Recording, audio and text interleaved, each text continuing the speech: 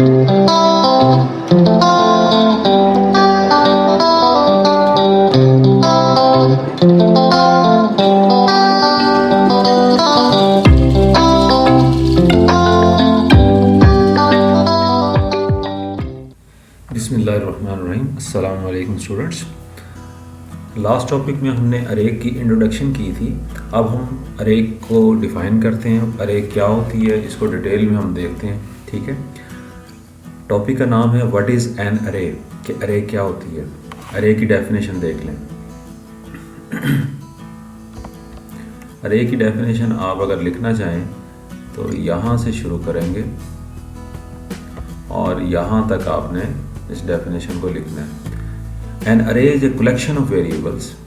अरे क्या होती है? एक कलेक्शन होती है वेरिएबल्स की that can store data of same type, जो कि एक ही तरह का डाटा स्टोर कर सकता है। यानी जो कलेक्शन है वो एक ही तरह के डाटे को स्टोर करेगी, या तो न्यूमेरिक डाटे को स्टोर करेगी या स्ट्रिंग टाइप ऑफ डाटा को स्टोर करेगी। अगर न्यूमेरिक डाटा होगा तो न्यूमेरिक में या तो सिर्फ सिंगल प्रिसीजन डाटा होगा, या सिर्फ डबल प्रिसीजन डाटा होगा, या सिर्फ इंटीजर टाइप ऑफ डाटा होगा। ठीक है, और each memory location holds a single value. इसमें जितनी भी मेमोरी लोकेशन होंगी, यानी हमें पता है कि वेरिएबल एक मेमोरी लोकेशन होती है, तो कलेक्शन ऑफ वेरिएबल में हर मेमोरी लोकेशन जितनी कलेक्शन ऑफ वेरिएबल होगी उतनी मेमोरी लोकेशन होंगी। तो हर मेमोरी लोकेशन में एक सिंगल वैल्यू स्टोर होगी which is called an element of अरे। वो उसे हम क्या कहेंगे? एलिमेंट ऑफ द अरे।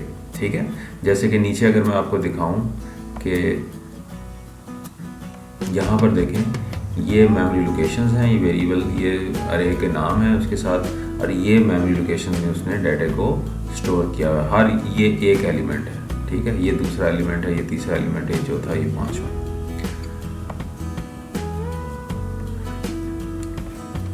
तो इसको यहां पर देखें, the array is represented in the computer memory by a set of consecutive memory locations. यानी अरे जो होगी मेमोरी में कॉन्सेक्टिव लगातार मेमोरी लोकेशंस को रिप्रेजेंट करेगी। ये नहीं होगा कि कुछ वेरिएबल कहीं पे हैं, कुछ वेरिएबल सेट ऑफ वेरिएबल कहीं पे हैं, उसी अरे के कुछ वेरिएबल किसी और लोकेशन पर हैं। कंटिन्यूस मेमोरी लोकेशंस होंगी, यानी एड्रेस उनके लगातार होंगे। जैसे अगर मैं कहता हूँ जी एड्रेस नंबर 100 से मैंने शुरू किया तो उसके अंदर 10 वेरिएबल हैं, तो 100 से लेके 110 तक जो आपके वेरिएबल हैं, या 101 से 110 तक जो मेमोरी लोकेशन है कंटिन्यूसली वो उस अरे के लिए मखसूस हो जाएंगी। The memory locations are refer to as element of an array. जो मेमोरी लोकेशंस होंगी उनको एलिमेंट ऑफ द अरे कहा जाएगा।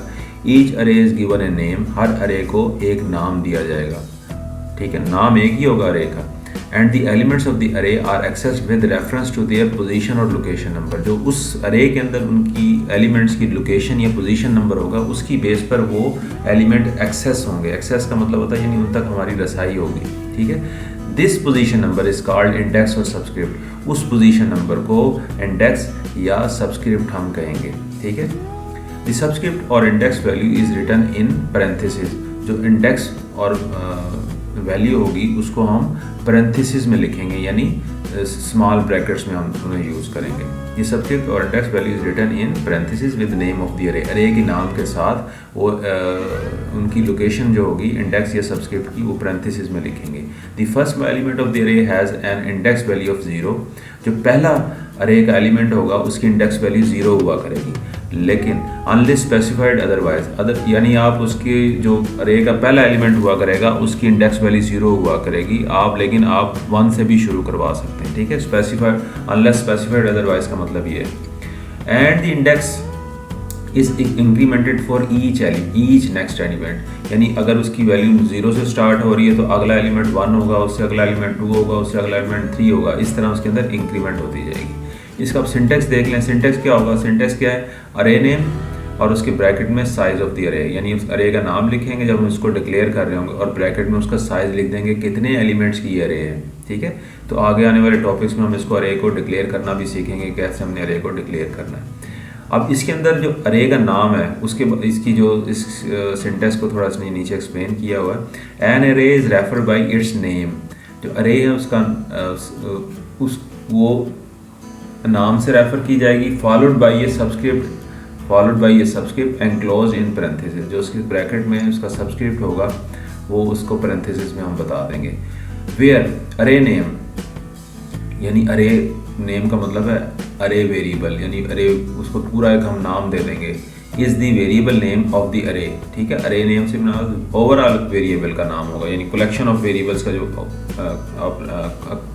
एक नाम जो असाइन कर देंगे वो उसका अरे का नाम होगा। साइज ऑफ अरे में क्या आ जाएगा, सब्सक्रिप्ट और इंडेक्स वैल्यू के, उसका साइज ऑफ अरे कितना होगा, उसका अरे का साइज कितना है, उसके अंदर आप सब्सक्रिप्ट इंडेक्स वैल्यू बताएंगे। Is specified number of data item that it will contain, कि उसके अंदर कितने डाटा आइटम आप कंटेन कर सकते हैं, कितने एलिमेंट्स आप कंटेन कर सकते हैं, ठीक है। जब आप अरे को डिक्लेयर कर रहे होंगे उस वक्त ये हमने करना है। और अलग-अलग जब हम स्पेसिफाई कर रहे होंगे अरे के हर एलिमेंट को, तो कैसे लिखना है वो आगे चलकर हम देखते हैं।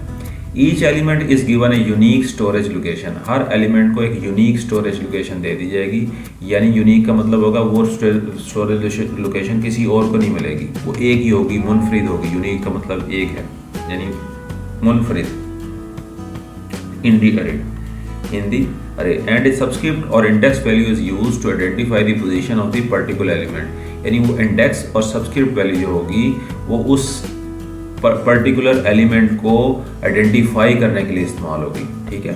जैसे अगर मैं नीचे आपको दिखा दूँ ये अगर आपको समझ आ जाए, तो यहाँ पर देखें हर एक की ये एक एलिमेंट है, ये अरे का नाम है एंड डॉलर, और ये 2 नंबर उसकी लोकेशन है और इसके अंदर ये वैल्यू पड़ी हुई है, ठीक है।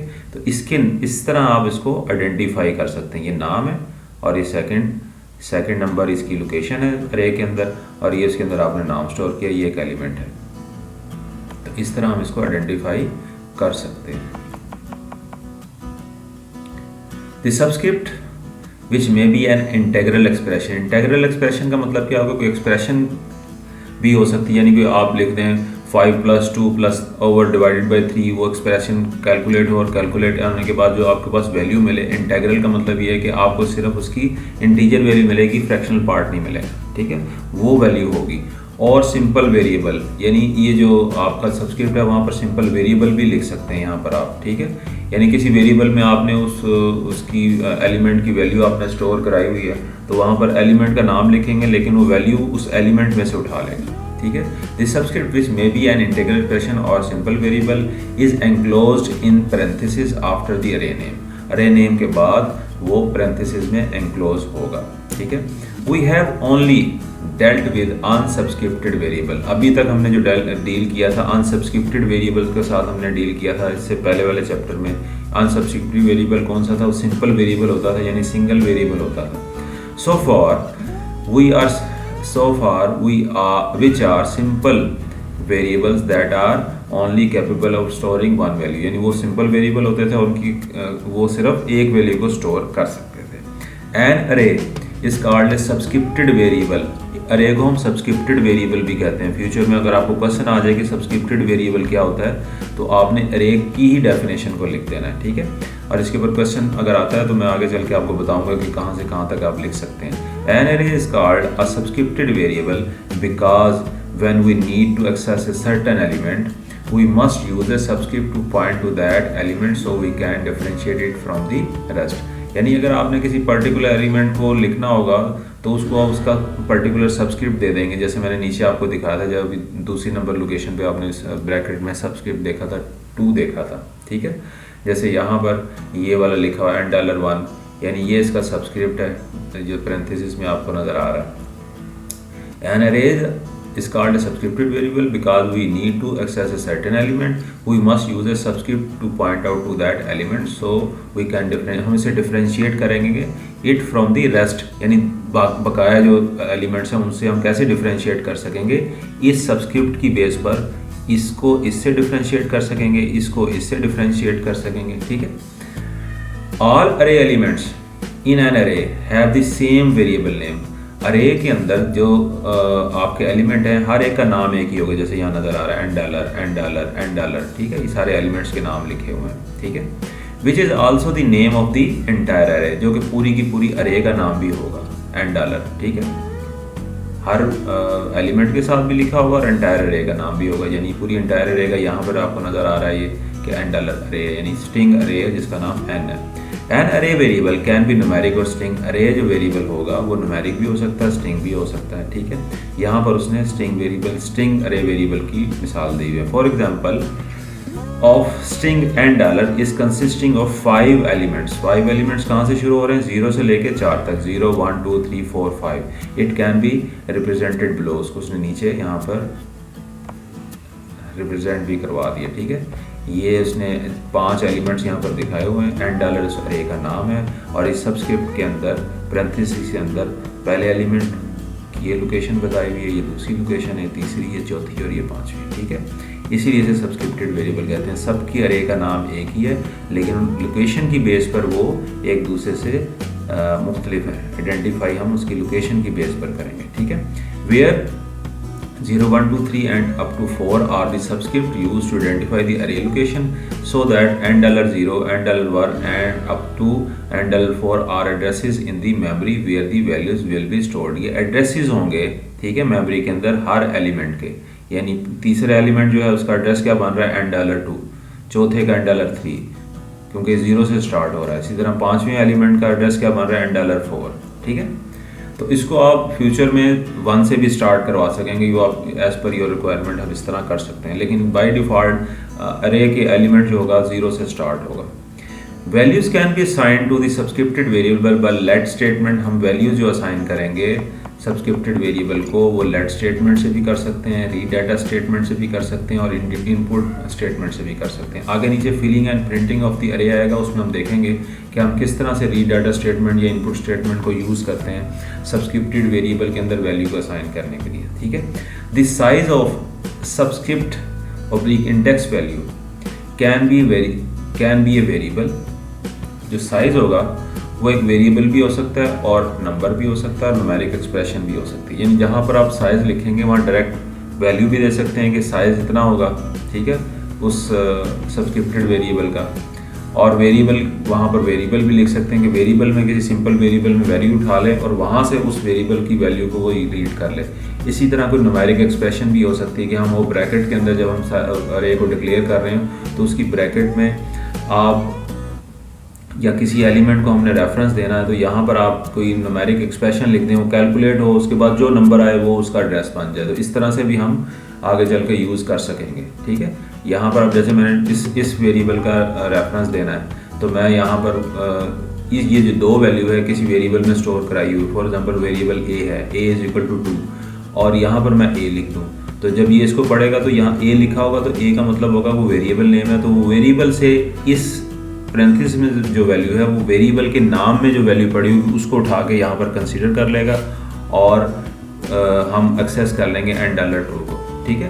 तो इस तरह से यहाँ पर वेरिएबल का नाम भी आ सकता है, कोई एक्सप्रेशन डायरेक्ट हम लिख सकते हैं। यहाँ हम $, जब हम उसका रेफरेंस दे रहा हूँ इसका तो यहाँ तक हमने पहुँचना है तो मैं रेफरेंस दे दूँ $1 + 1 तो एक्सप्रेशन न्यूमेरिक एक्सप्रेशन कैलकुलेट होगी, 1 + 1 का रिजल्ट क्या आएगा? 2 आएगा तो $2 बन जाएगा। तो वो उस एलिमेंट का एड्रेस हमें मिल जाएगा, ठीक है। तो इस तरह यहाँ इसने बात की, न्यूमेरिक एक्सप्रेशन भी दे सकते हैं, कोई डायरेक्ट नंबर भी दे सकते हैं, जैसे कि ये नंबर है हम डायरेक्ट यही नंबर यूज़ कर लेंगे, हमने इसको एक्सेस करना है, इसको प्रिंट करवाना है या डाटा रखवाना है।